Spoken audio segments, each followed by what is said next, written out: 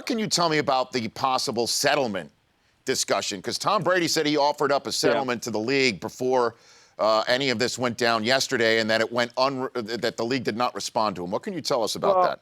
Well, I think I mentioned to you before, he's never played a snap in a contract year, and he was uncomfortable with his name being on the lockout lawsuit, even though he wanted to help the union. This is who he is.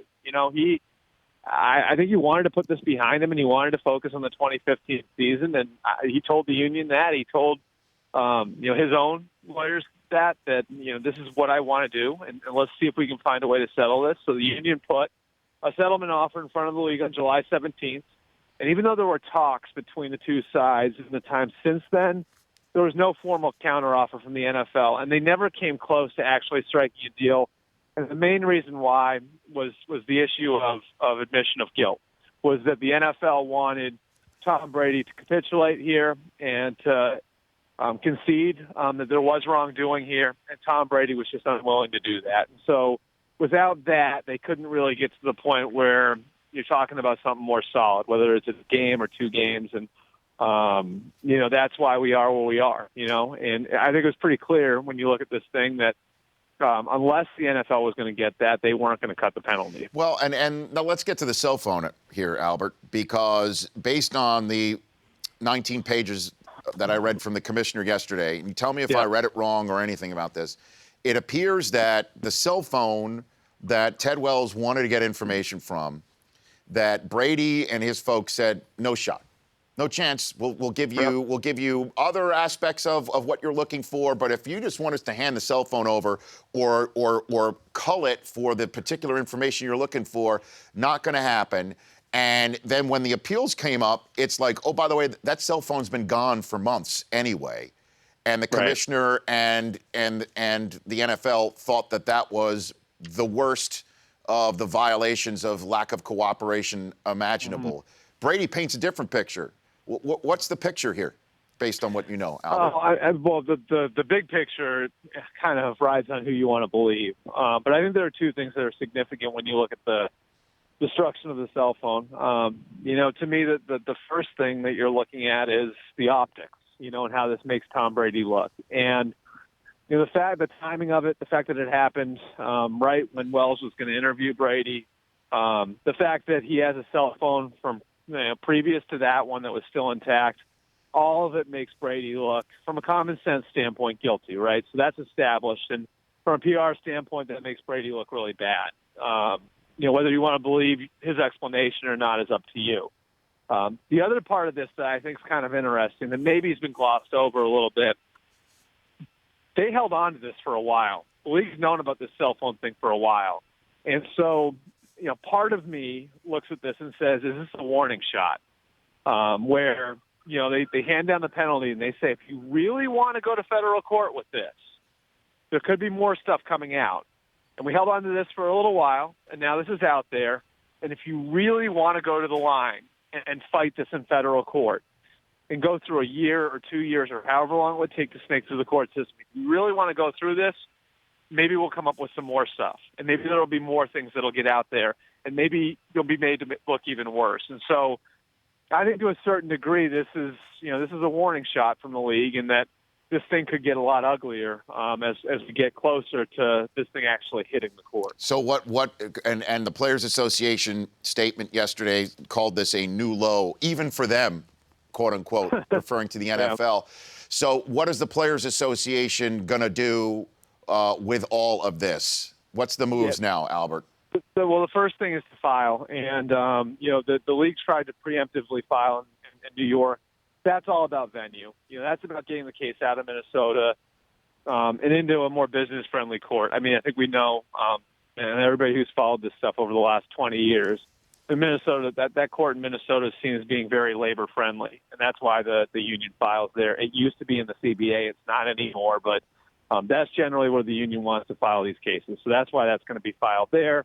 The issue of venue is going to be one of the early things that we're going to be talking about. Is it heard in New York or is it heard in Minnesota? The other thing that you want to look for here, and this is going to be central to what happens early in the season, is filing the injunction. And Brady has to prove two things to get an injunction. That he has to prove that he's got a substantial chance of winning the case on the merits, and he's got to prove that by serving the suspension, he'd be suffering irreparable harm. If he can do that and he can get an injunction, then he can play in week 1, and he can play while this thing goes through the court system. So, I think that's kind of the first piece to all of this is you ask the question, is Tom Brady going to be able to play in September? That's going to ride on whether or not he's able to get an injunction. And what are the Patriots thinking about that possibility right now? Because when Belichick was asked about how he's going to break up training camp reps and things of that nature today, I mean, he was moving on to Cincinnati, figuratively, literally, or what have you. So what do the Patriots think? Do they think that Brady's going to be able to get this injunction and have him out there week 1 right now? I think they're hopeful. I think they're hopeful of it.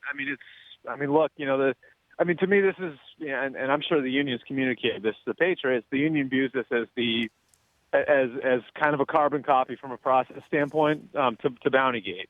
And remember, those Saints players didn't serve suspensions, and so I think they think they can play it that way. Now whether or not you're able to get the injunction really depends on the court, the judge, all of that stuff, and that's unpredictable. I would say this, I know that the refs were split up a little bit differently in the spring. The one thing that makes it hard to gauge is that we never paid attention to this before. I've been going to Patriots training camp for a decade.